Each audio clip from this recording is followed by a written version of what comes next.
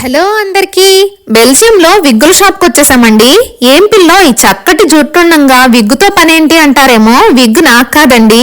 ఉన్న జుట్టుని చక్కగా దూకోవటానికి టైం లేక ముసలమ్మలాగా ముడిపెట్టుకునే మనకి విగ్గులెందుకు గాని, ఇక్కడ ఆఫ్రికన్ అక్కలు విగ్గులు విపరీతంగా వాడేస్తుంటారు. విగ్గులే కాకుండా రకరకాల జళ్ళు, వాటికి పూసలు గవ్వలు అన్ని భలే ముస్తాబవుతుంటారు.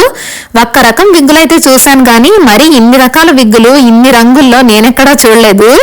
ఇక్కడ ఈ ఎర్ర రంగు విగ్గు ఇరగదీసింది కొనిపెడతారా శ్రీవారు అంటే, నీకొక్కదానికే కాదు గాని ముగ్గురికి 3 రంగుల విగ్గులు కొంటాను, అవి తగిలించుకుని ముచ్చటగా 3 కోతుల్లాగా ముస్తాబవ్వండి అని మజాక్ చేస్తున్నారు మా శ్రీవారు. ఇంతకీ ఈ విగ్గుల్లో మీకేది నచ్చింది? నాకైతే ఇల్లిదిగో ఈ ఎరుపు నలుపు విగ్గు కిరాకుందసలు.